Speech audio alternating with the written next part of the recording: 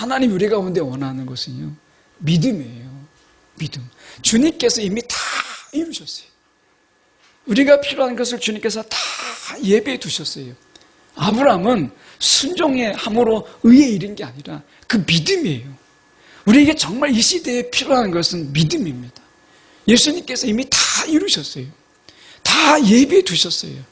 우리가 하지 않아도 예수님께서 하신 것을 믿음으로 우리가 한 것으로 여겨 주셨어요. 우리 것이 되게 하신 거예요. 신명기서 21장 22절에서 23절까지 말씀, 성경으로 보실 분들은 구약성경 295쪽의 말씀, 신명기 21장 22절 23절 제가 봉독해 올립니다. 사람이 만일 죽을 죄를 범함으로 내가 그를 죽여 나무 위에 달거든 그 시체를 나무 위에 밤새도록 두지 말고 그 날에 장사하여 내 하나님 여호와께서 내게 기업으로 주시는 땅을 더럽히지 말라. 나무에 달린 자는 하나님께 저주를 받았음이니라. 아멘. 오늘 이 말씀 가지고 나무에 달린 죽음이 생명을 내다. 나무에 달린 죽음이 생명을 내다라는 제목으로 함께 말씀을 나누기를 원합니다. 22절에 보시면 죽을 죄라고 하는 이 말씀이 있어요. 죽을 죄라는 게 따로 있을까? 아니면 우리의 모든 죄가 결국 죽음에 이를까라고 하는 이 부분이에요. 사실은 우리가 하나님께서 이 에덴을 창조하시고 그리고 그 속에 이제 아담을 두셨을 때는 생명나무를 두셨어요. 그래서 죽음이 없는 영원한 하나님과의 이 교제, 그리고 그 속에서 그 에덴이 죄가 없는 하나님과의 그 깊은 교제 속에서 온 세상의 사람들이 아담으로 인해서 이제 더 태어날 많은 자녀들이 하나님과 영원한 삶을 사는 것이 에덴의 원래 창조의 이유였죠. 그런데 죄가 들어왔어요. 그리고 생명나무에 들어가는 접근을 하나님께서 막으심으로 죽음이 우리 가운데 임하게 됐어요. 결국 인간의 죄가 결국 죽음을 가져온 거예요. 그러니까 모든 죄는 사실은 죽음을 가지고 와요. 그런데 오늘 말씀에 보면 죽을 죄라고 이야기합니다. 그러니까 여기에서 말하고 있는 죽을 죄라고 하는 어떤 특정한 이런 죄들을 이야기하죠. 그럼에도 불구하고 우리가 생각해 봐야 될 것은 이 죽음이라고 하는 것, 이것은 죄의 결과였다라고 하는 것입니다. 그래서 우리가 생각해 볼 때 아담이 죄를 지음으로 말미암아 이 땅 전체가 하나님의 저주 아래 놓이게 돼요. 그래서 그 저주의 결과 우리가 이마에 땀을 흘려야 우리가 빵을 얻게 돼요. 물론 에덴에서 하나님께서 세상을 지으실 때 이미 아담에게 노동이 없는 건 아니었어요. 그 하나님께서 다스리라고 하시고 하나님이 지키라 하시는 그런 일들이 하나님께서 하실 일들을 아담에게 맡김으로 인해서 아담의 일이 있었어요. 그렇지만 그 일은 하나님이 이 땅을 저주하실 때 일어나는 일과는 전혀 다른 일이었어요. 저주가 임하니까 이렇게 됐어요. 이마에 땀을 흘려야 우리가 빵을 얻을 것이라 라고 말씀하셨고, 땅은 실제로 가시덤불과 그리고 찔레와 엉겅퀴를 냈어요. 그러니까 세상에서 살아가는 것이 쉽지가 않은 거예요. 오늘 우리가 하루를 이렇게 월요일에 이제 주일을 이제 보내고 이제 한 주일의 시작이 이제 주일이잖아요. 주일 되고 이제 월요일을 딱 맞이할 때 어때요? 월요일이 막 신이 나가지고 살아가는 분도 있겠지만, 뭐 월요일이야, 어서 와라, 뭐 이렇게 하는 분도 있지만, 월요일 딱 되자마자 벌써 지쳐요. 한 주간 살아가는 것도 아닌데, 그만큼 우리의 삶이라는 게 이게 녹록지가 않아요. 정말 피곤하고 때로는 지치고 사는 게 힘들고 사는 게 고생이에요. 이게 왜 그렇게 됐느냐? 그것은 결국 그 죄라고 하는 것 때문에 그래요. 저주라고 하는 것, 이 땅에 우리가 아담의 죄로 인해서 저주가 임한 것이 우리와 굉장히 멀리 있는 이런 것이 아니라 이 저주라고 하는 것은 결국 일상의 그 삶이 너무나 힘든 거예요. 그러니까 아담에게 하나님께서 그 저주하심으로 인해서 이마에 땀을 흘려야 빵을 얻는다. 하루하루의 농사 짓는 거를 보면은 우리가 알 수 있잖아요. 뭐 제가 농사를 안 져봤으니까 이렇게 말하면 좀 어려운 부분이 있지만 이렇게 농사 짓는 분들의 이야기를 이렇게 보면, 그리고 제가 이렇게 농화를 하고 또 처가가 이 남원 시골이다 보니까 그렇다고 해서 제가 막 엄청 가서 일을 도와주고 이런 거는 아니에요. 근데 제가 흉내만 내도 벌써 너무 힘들어요. 제가 이 농사 짓는 건 못하겠다. 이 농사 짓는 건 못하겠다. 이런 생각이 들 정도니까 너무 어려운 거예요. 근데 그러면 농사만 어렵냐? 세상을 살아가는 게 다 힘든 거예요. 그게 일상의 저주예요. 아담의 저주는 단순하게 그가 죽음을 맛본다, 죽음을 맞이하게 된다, 인생의 끝이 죽음이다, 이것만이 아닌 게 아니라 하나님의 이 저주라고 하는 것은 우리가 일상의 저주예요. 매일매일의 그 삶이 너무나 힘들고 지치고 피곤하고 어려운 거예요. 이게 일상의 저주. 그래서 우리가 인간의 일상에 다 저주 안에 놓이게 된 것이, 이것이 아담의 죄예요. 죄는 결국 죽음만을 가지고 온 것이 아니라 죽음으로 대표되는 모든 저주를 우리가 가져오게 됐어요. 이 저주를 성경에서는 율법의 저주라 이렇게 이야기합니다. 율법의 저주. 오늘 주님께서 우리가 이 땅에 오셔서 십자가라고 하는 것을 통해서 죽으셨어요. 이 십자가라고 하는 것은 원래 로마가 이 노예나 아주 반역자들을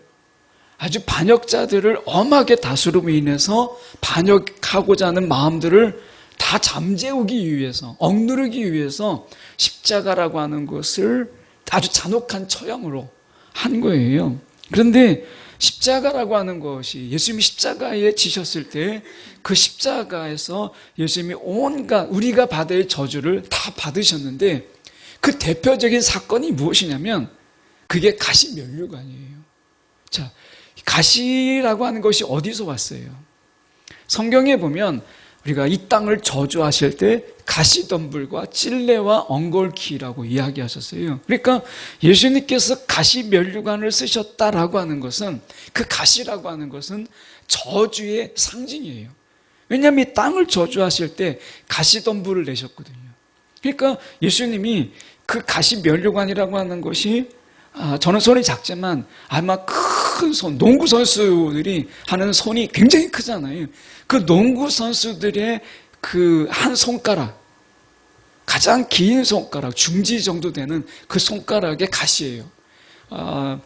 수원 정도에 가면, 수원 정확한 주소는 잘 기억이 안 나는데 제가 알기로는 수원으로 아는데, 이 순교자 기념관이라는 게 있습니다. 거기 가면 가시가 거기에서 이렇게 있는데 그 가시가 굉장히 길어요. 우리가 생각하는 그런 가시가 아닌 거예요. 근데 이 가시로 면류관을 만들어서 머리에 씌웠다라고 하는 것은 예수님이 저주받았다. 가시 면류관, 가시덤불의 그 가시에 우리가 씌움으로 인해서 예수님이 우리 대신에 저주를 받았다라고 하는 것을 보이는 아주 상징적인 그 모습이에요. 그래서 예수님께서는 그분이 친히 오셔서 이 가시면류관 저주를 받으셨죠. 그래서 갈라디아서 3장 13절에 그 주님이 담당하시는 우리 가운데 이 모든 죄를 감당하신 그 저주를 이렇게 이야기합니다. 그리스도께서 우리를 위하여 저주를 받은 바 되시니, 그 다음에 뭐라고 얘기했냐면 율법의 저주라 이렇게 얘기합니다. 그러니까 예수님께서 받으신 우리를 대신하여 온갖 저주 가운데 죽으셨는데, 그 저주를 사도 바울은 율법의 저주라 이렇게 이야기해요. 율법의 저주.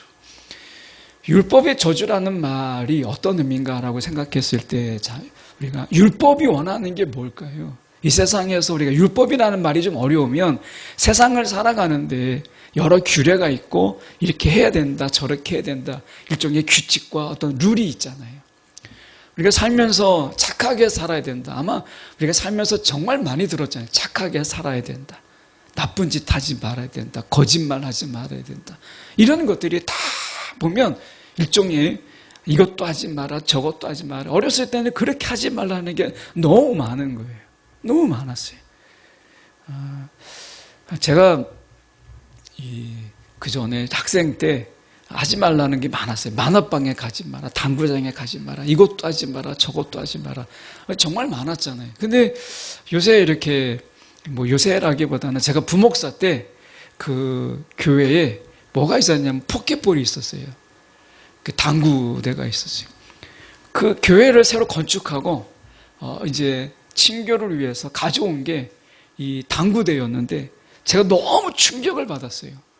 그 탁구대는 이해가 되는데 당구대를 가지고 와가지고 이제 집사님들이 막 당구 치고 막 이렇게 하는데 제가 그 당구에 대한 선입견이 있잖아요. 그 학생 때 저희 아마 중고등학교 때 저희 때는 당구장에 가면 마치 막 이 사람이 막 정말 이렇게 큰 죄를 짓는 것처럼 이렇게 선입견을 주었잖아요. 그 당구장에 가지 마라. 근데 집사님들이 교회에서 당구를 치는 거예요. 그 선입견을 아직 버리지 못하고 있는데 막 당구를 치는 거예요. 옛날에 당구장 근처만 가도 막 그 학생부장이 와가지고 막 목덜미 잡고 이렇게 했던 것이 생각이 나는데 교회에서 당구를 치는 거예요. 근데 쳐보니까 그 집사님이 이제 계셨는데 제가 이제 그 귓대를 한 번도 만지지 않았는데 그 미혹의 손길이 저에게도 미쳐가지고 제가 당구를 치는데요. 너무 재미있는 거예요. 그래서 제가 생각에 학생 때 이 당구를 허용했다면 내가 프로 골퍼로 나가지 않았을까? 이 프로 당구로 나가지 않았을까? 뭐 이런 생각이 너무 재미있는 거예요. 편견인 거예요. 생각해 볼 때 여러분 우리가 죄라고 하는 이런 부분 속에서 율법의 저주를 제가 설명하려고 하지 말라는 거예요. 하지 말라는 게 굉장히 많은 거예요. 근데 정말 하지 말아야 될 것들을 가만히 지금 어른이 돼서 우리가 보면 해도 되는 게 너무 많은 거예요. 하지 말라고 하는 부분들 속에서 어른이 되고 보니까 해도 되는 게 많잖아요. 그 예로 제가 말씀드렸지만 당구 쳐도 되는 거예요. 그때는 그렇게 막 당구 치면 폐류나 아니면 정말 민족의 반역자처럼 막 그렇게 선생님들이 취급했는데 나중에 보니까 별거 아닌 거예요. 우리가 생각해 볼 때 율법의 저주라고 하는 것은 사회 속에서 우리가 하지 말라고 하는 것들 많지요. 또 하라는 것도 많아요. 착하게 살아라. 사람이 어떻게 항상 착하게 살아요. 근데 정말 착하게 사셔보셨잖아요. 착하게 살면 어떻게 해요? 다른 사람들이 이용해요. 착하게 살면 이용당합니다. 그러니까 세상에서 우리가 율법의 요구는 무엇이냐면 율법이 우리 가운데 요구하는 게 뭐냐면 순종이라고 하는 거예요. 순종. 율법의 요구는 순종이에요. 그래서 사회가 요구하고 있는 것, 세상이 요구하고 있는 것에 우리가 노라고 말하지 않고 거기에 순종하면서 살아가는 거예요. 왜 율법의 저주라고 얘기하느냐? 율법을 통해서 하나님의 의에 이르고자 하는 자는 율법을 지키지 않음으로 인해서 사망에 이르러요. 율법은 양날의 칼과 같아요. 내가 율법을 온전히 지킴으로 율법이 요구하는 모든 순종을 내가 다 감당함으로 인해서 의에 이르지만 그러나 율법을 지키지 않으면 나는 사망에 이르러요. 자, 예를 들어서 생각해 보죠. 그 전에 제가 학생 때 마침 외국에 그 아버지가 외교관 출신이라서 외교관으로 외국에 나갔다가 온 친구가 있었어요. 얼마나 새침대기냐면 뭔가 그때 학생 중에서 가난한 아이들이 많이 있었고 한 학급에 59명, 60명이었어요. 정말 막 애들 많죠. 근데 좀 몇 명은 포크만 이렇게 들고 다녀요. 숟가락 하나만 들고 다니면서 막 돌아다니면서 애들 밥 묻어 먹어요. 제일 많이 먹죠. 뭐 숟가락 하나 들고 다 먹으니까. 근데 그 외교관 그 아이는 이게 싫은 거예요. 도시락을 싸들고 도서관에 올라가서 혼자 먹어요. 이런 거 싫으니까. 근데 이 아이가 저한테만 살짝 불러서 도서관에 같이 먹자고 그러는 거예요. 그래서 이제 어느덧 이렇게 좀 친해졌어요. 친해졌는데 이 아이가 요구하는 게 점점 이 친구가 많아지는 거예요. 요구하는 게 이거 해달라 저거 해달라 요구하는 게 점점 많아졌어요. 처음에는 그 요구를 들어주니까 이 친구가 저를 좋아했어요. 근데 사람의 요구를 어떻게 다 들어줄 수가 있어요? 나중에는 저에게도 안 돼, 노 하는 게 생기더라고요. 그랬더니 이 친구가 그 한 번에 노 했다는 것 때문에 저한테 절교 선언을 하고요. 다시는 저를 만나지 않더라고요. 예. 이게 율법이에요. 율법은 우리가 99가지를 다 순종해도 하나를 순종하지 않으면 갑자기 변심해서 마치 죽일 놈이 되는 이게 율법이에요. 이게 사람의 관계 속에서 생각해 보면 세상도 마찬가지예요. 세상에서 여러분 요구하는 거 다 여러분 순종할 수 있어요? 안 되잖아요. 세상에서 요구하고 바라는 거 다 지킬 수 없어요. 세상에서 하지 말라는 거 여러분 정말 다 아무것도 안 합니까? 보면 하루를 살더라도 우리가 어떻게 살아요? 때로는 마음속에 미움도 있고 정죄도 있고 때로는 비난과 비판도 있고 우리 속에서 그런 마음에 많은 것들이 있잖아요. 이미 벌써 우리는 하루를 보내더라도 우리가 율법의 온전한 순종을 다 감당하지 못해요. 여러분 세상에서 요구하는 거 여러분 다 지키며 살아갈 수 있어요? 안 되잖아요. 안 돼요. 어렸을 때는 착하게 살아라, 거짓말하지 마라 하지만 나중에 되면 어떡하죠? 거짓말이 필요할 때가 있구나 라는 걸 알게 되고요. 착하게만 살면 안 되는구나. 때로는 우리가 분별이 좀 필요하구나 라는 걸 알게 되잖아요. 그러니까 율법으로 우리가 살아간다. 율법이 원하는 순종이라고 하는 것은요, 자칫하면 맹목적이 되고요. 그리고 그 속에서 우리가 순종의 마음이 아닌 그냥 행위로 끝나는 경우가 많은 경우가 그것 때문에 그래요. 그래서 말씀해 보면 이렇게 말씀합니다. 자, 아브라함의 복을 우리 가운데 이야기하잖아요. 아브라함의 복. 로마서 4장 9절의 말씀에 보면 이렇게 말씀합니다. 그런즉 이 복이 할라의 자에게냐 혹은 무할라의 자에게 도냐. 무릇 우리가 말하기를 아브라함에게는 그 믿음이 의로 여겨졌다. 자, 아브라함의 복이 우리 가운데 있어요. 아브라함의 복이. 근데 그 아브라함의 복을 우리가 어떻게 누리느냐라고 하는 이 문제 속에서 히브리서는 이렇게 말씀합니다. 히브리서 11장 17절의 말씀에 보면 아브라함은 시험을 받을 때에 믿음으로 이삭을 드렸다. 이렇게 이야기해요. 그러니까 아브라함의 복을 받는 비결은 우리가 순종을 잘하고 열심히 살고 착하게 살고 부지런하게 살고 세상이 요구하는 것을 우리가 다 충족할 때 아브라함의 복을 받는 게 아니라 믿음이라는 거예요. 왜 아브라함의 복이냐?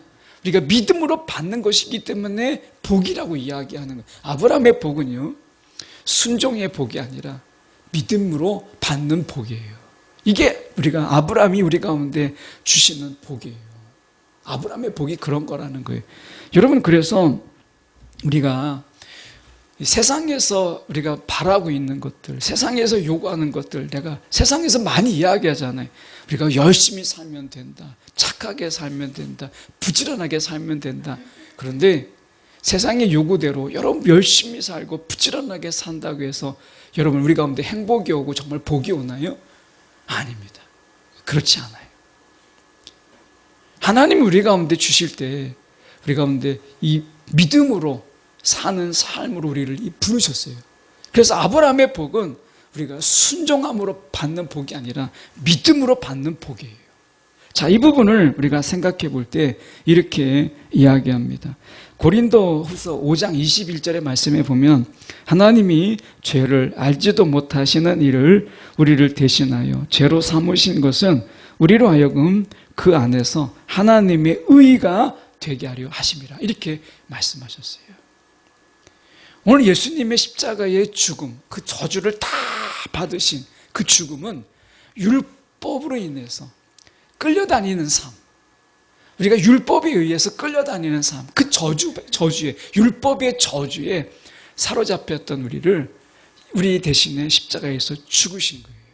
그래서요, 여러분, 우리가 어떤 세상에서 체면, 또 세상에서 이렇게 해라 저렇게 해라 하는 어떤 규례, 이런 부분들에서 자유함이 필요해요. 저희가 자녀가 넷이잖아요. 넷인데 큰 애부터 이제 둘째, 셋째까지는 제가 이렇게 주일은 지켜야 된다, 이렇게 이제 하면은 아이들이 어쨌든 첫째도 둘째도 셋째도 속은 모르겠어요. 목사의 딸이니까, 목사의 아들이니까. 그래서 열심히 이제 예배에 나오고, 그리고 어쨌든 주일을 지키고 했는데, 넷째는 좀 다르더라고요. 넷째는 달라요. 오늘 이 전사명이 내려와 있고, 우리 혜린 쌤도 여기 내려와 있는데, 이 승민이가 조금 다르더라고요. 저희 집에서 이제 가족회의를 했어요. 이제 4월부터 시험인데, 이제 자기가 학원을 일찍 가야 된다는 거예요. 그래서 저는 이제 이야기했죠.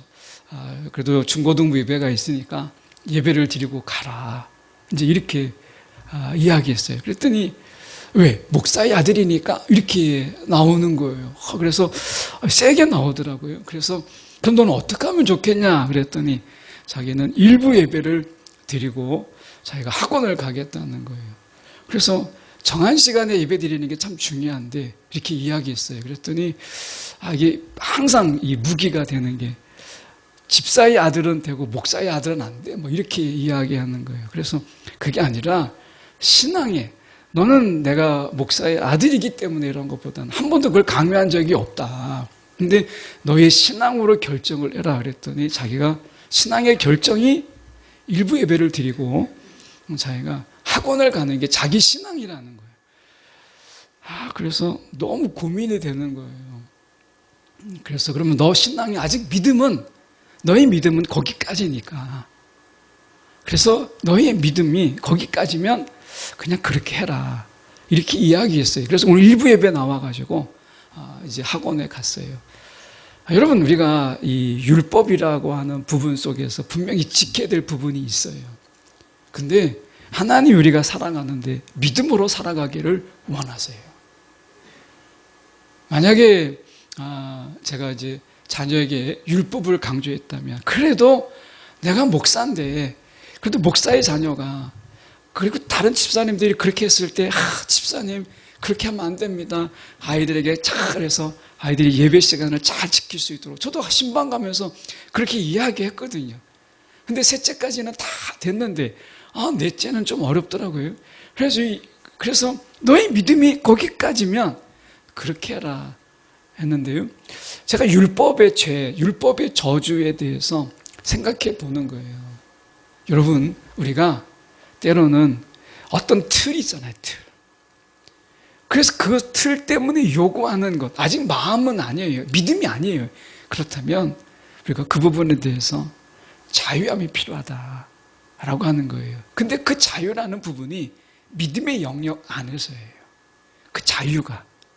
그래서 예수님이 십자가에서 이 모든 율법의 저주, 우리를 순종케 하는, 그러니까 이것도 해야 되고 저것도 해야 되는 데서 왜 해야 되는지, 내 마음은 아직 거기 아닌데 해야 된다라고 하는 이런 부분 속에서 율법은 우리 가운데 끊임없이 순종을 요구했어요. 그 순종이 때로는 맹목적인 욕구가 계속 가운데 있었어요. 그래서 세상이 요구하는 것, 또는 사람이 요구하는 것, 하나님이 요구하는 것, 여기에 지쳐버린 거죠.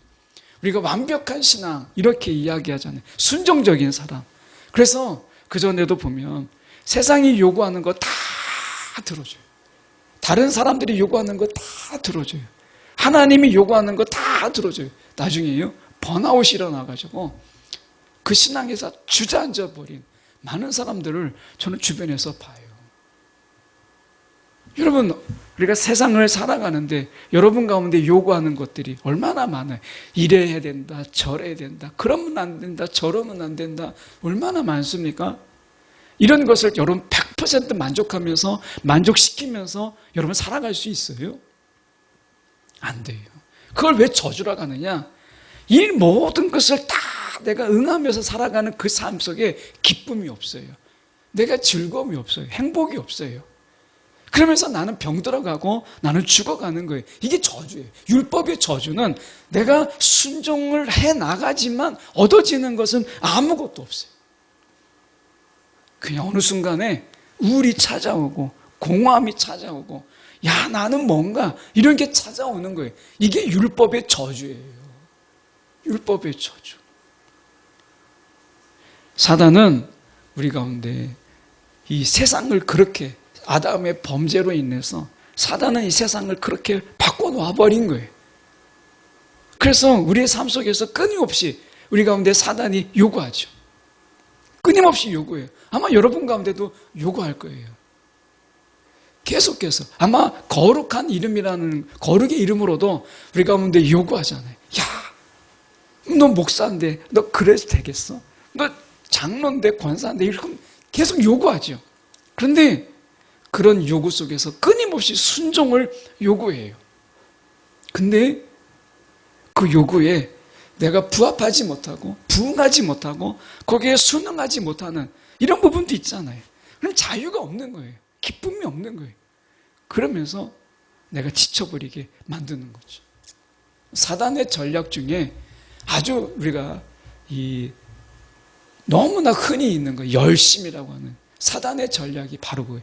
너 열심히 해야 돼. 그 사단이 우리 가운데 계속해서 열심을 요구하고 열심에 대한 순종을 막 이야기하는 거예요. 그러다 보면 열심히 했는데 나중에 내 안에 남는 거는 병밖에 없고요. 기쁨이 없는 거예요. 감사가 없는 거예요. 그리고 아무도 알아주지 않아요. 누가 인정해주지 않고 박수 쳐주지 않아요. 나중엔 다 지쳐버리죠. 그게 사단의 전략입니다. 사단은 우리가 끊임없이 요구해요. 순종을 요구합니다. 그게 죄의 지배고 사단의 지배예요. 사단의 지배 속에서 우리를 종으로 삼고 노예로 삼아서 끊임없이 우리에게 순종을 요구해요. 그건 노예예요, 노예. 죄의 지배 아래에서는 끊임없이 우리 가운데 요구하고 거기에 순종하기를 요청해요. 우리가 학폭이라고 하는 어떻게 보면 학생들의 불행이잖아요. 우리가 어떻게 보면 아주 지금 처음 있는 건 아니지만 너무 심각한 문제가 되고 있잖아요. 저희 때도 은근슬쩍 있었던 게 빵 사와라 이런 거 있었어요. 저희 학생 때도 이 빵을 아주 덩치가 큰 애들이 있었고 그러면서 그래도 적어도 돈은 줬어요. 돈을 주고 심부름을 시키는 빵을 사와라 이런 건 있었어요. 지금은 너무 심각하더라고요. 군대에서도 그런 게 있어요. 군대에서도. 제가 군 생활할 때 그 PX병이 나중에 막 너무 울면서 그러면서 저에게 하소연한 게 뭐냐면 위에 병장들이나 이런 상병들이 외상으로 다 달고 먹는 거예요. 나중에 그 병장을 내무실에 가서 이제 내무반에 찾아보니까 제대를 해버렸어요. 그 돈 어디서 받아요? 다 자기 돈으로 메꾸는 거예요. 그 돈이 벌써 그 제가 방이 나왔는데 이걸 얘기하면 안 되는데 말이 너무 방인데 그때 제가 받은 게 12,000원 받았는데요. 그 친구가 300 메꿨어요. 300. 얼마나 힘들겠어요. 그게 율법이에요. 계속해서 요구하고 거기에 따르기를 요구하는 거죠. 예. 순종을 요구해요. 내가 병장인데 명령이야. 달면 다는 거지. 이렇게 하는 거죠. 처음에는 점잖게 얘기하는 것처럼 보이지만 나중에는 명령이라고 강압으로 이야기해요. 이게 율법의 저주예요. 그런데 이 모든 것을 다 깨신 것이 십자가예요. 그러면서 우리에게 어떤 삶을 주셨느냐, 이 놀라운 삶의 변화가 우리 가운데 있게 됐어요. 예수님께서 우리 가운데 죄를 지셨기 때문에 우리가 받아야 될 저주를 그분이 다 받으셨어요. 그게 오늘 말씀 속에 우리가 22절이에요. 만일 죽을 죄를 범함으로 내가 그를 죽여 나무에 달거든. 자, 23절에 그 시체를 나무 위에 밤새도록 두지 말고 그를 장사하라. 이제 죽었어요. 저주를 받고 죽었어요. 그러면 이 저주가 다 풀리는 거예요. 이제 죽음으로 인해서 이 저주가 다 풀려요. 그래서 여기 더 이상 거기다 달아둘 필요가 없는 거예요. 예수님께서 십자가의 죽으심을 통해서 이 모든 율법의 저주에서 저와 여러분이 다 풀린 거예요. 세상이 요구하는 건 여러분 우리가 순종할 필요가 없어요. 세상에서 요구하는 것들 거기에 대해서 내내 하면서 우리가 순종하면서 인정을 받기 위해서 순종하고 또 다른 사람이 착하다라고 하니까 거기에서 우리가 매여서 또 순종하고 이럴 필요가 없다는 거예요. 이 모든 것에서 우리가 자유케 되었다라고 하는 거예요. 그래서 말씀 속에 이렇게 우리가 히브리서 13장 13절에 보면 그러니 우리도 성문 밖으로 나아갑시다. 이 세상 사람들의 관심사가 어디에 있든지 그들이 멸시를 하든 우리가 예수께서 겪으신 수치와 고난 이것을 통해서 그분께로 나아갑시다. 이게 믿음의 우리가 어떻게 보면 방향이에요. 진취적으로 우리가 나아가야 될 방향. 그 예수께 우리가 나아가자는 거예요. 세상이 뭐라고 하든지 간에 세상이 우리 가운데 요구하는데 들어주지 않아요. 그 세상이 우리 가운데 욕하고 손가락질 거기에 끌려다니지 말라는 거예요. 여러분 오늘 우리가 세상에서 요구하는 것, 하나님 우리 가운데 원하는 것은요 믿음이에요. 믿음. 주님께서 이미 다 이루셨어요. 우리가 필요한 것을 주님께서 다 예배해 두셨어요. 아브라함은 순종의 함으로 의에 이른 게 아니라 그 믿음이에요. 우리에게 정말 이 시대에 필요한 것은 믿음입니다. 예수님께서 이미 다 이루셨어요.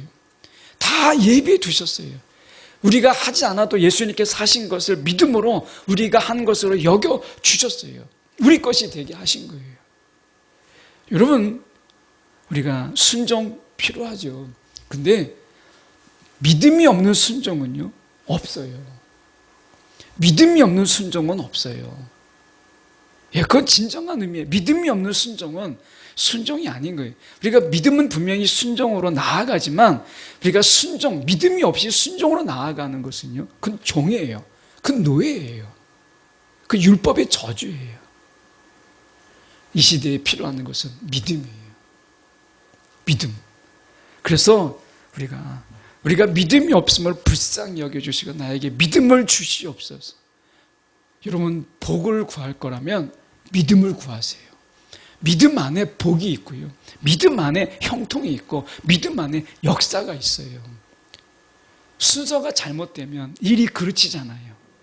우리가 세상에서 복을 구하고 그 나쁜 거 아니에요. 잘하신 거예요. 복을 구하고 세상의 물질을 구하고 세상에서 형통을 구하는 거 다 맞아요. 그런데 하나님은 우리 가운데 질서의 하나님이세요. 그래서 먼저 구할 것을 말씀하시는 게 무엇이냐? 믿음이에요. 믿음. 믿음 안에 형통이 있고 복이 있고 그 속에서 우리의 삶의 복됨이 풍성함이 있는 거예요. 사단은요 다른 거 흔들지 않습니다.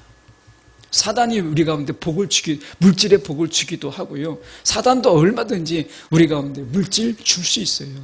자기 것 아니지만 결국 아담에서 빼앗은 것이지만 우리 가운데 줄 수 있잖아요.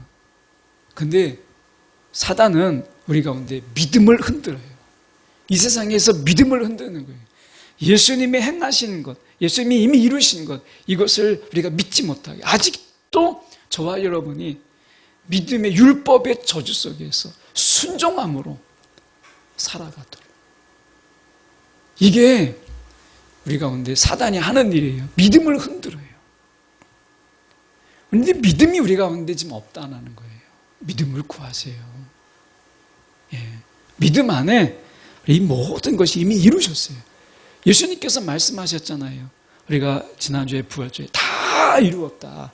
주님께서 다 이루었다. 우리에게 필요한 것, 우리가 있어야 될 것들 이미 주님께서 다 이루셨어요. 믿음으로 내 것이 되고 믿음으로 내가 누리는 거예요. 믿음이 없으면 내게 주어도 누리지 못해요. 그럼 무슨 소용이 있어요? 가지고만 있으면 여러분 무슨 소용이 있어요? 믿음이 없으면 누림도 없어요. 믿음이 없으면 순종이 없는 거예요. 예수님이 만약에 우리가 순종함으로 살아가는 것으로 형통함을 얻는다면 예수님께서 뭐하러 십자가에서 죽으셨겠어요? 믿음으로 살라고. 그래서 예수님께서 23절에 이렇게 말씀한 거예요. 나무에 달린 자는 하나님께 저주를 받았습니다. 나무에 달렸기 때문에 저주를 받은 게 아니라 우리의 저주를 다 짊어지셨기 때문에 나무에 달린 거예요. 나무에 달렸기 때문에 저주를 받은 게 아니고 우리의 저주를 다 감당하셨기 때문에 나무에 달리신 거예요. 율법의 저주를 푸시기 위해서. 여러분, 누군가가 세상이 또는 여러분에게 이래야 된다, 이거 해야 된다 하는 것들, 여러분 이 모든 것에서 자유함을 얻으세요. 그리고 믿음으로 행하세요. 믿음으로. 거기에 기쁨이 있고요. 거기서 똑같은 일을 해도 거기에 행복이 있고 감사가 있어요. 여러분 순서를 바꾸세요. 순종이 아니라 믿음이 먼저다. 이것이 율법의 저주를 깨신 주님의 뜻이에요. 예. 그래서 우리가 말씀 하나 다시 돌아가서 보면 22절에 우리가 죽을 죄를 범함으로, 사실은 우리가 죄를 범함으로 죽음이 왔지만 예수님의 죽음은 우리 가운데 생명을 주었어요. 여러분 생명력 있는 믿음으로 우리가 이 세상에 능히 살아가는, 그래서 영문 밖에 우리가 이 치욕을 짊어지고, 우리가 히브리서 13장 13절의 말씀처럼 우리도 치욕을 짊어지고 십자가죠. 십자가를 지고 믿음으로 영문 밖에 주님께로 나아가자라고 하는 거예요. 진취적인 신앙. 우리가 믿음으로 우리 믿음의 싸움을 우리가 기꺼이 해나가는 이런 신앙으로 나아가라고 말씀하고 있는 것입니다. 여러분 세상의 요구 한 번 듣고 두 번 들으면 인정해 주는 것 같죠? 세 번, 네 번 들어주다 보면 내가 지쳐요? 다섯 번째 나 지쳐서 못해 하면 욕하고 때리고 그리고 우리를 무시하는 게 여러분 율법의 저주예요. 그 속에서 건지셨어요. 그리고 믿음으로 살아가라 말씀하신 거예요. 여러분, 저와 여러분이 생명력 있는 믿음으로 살아가길 원합니다. 기도하겠습니다.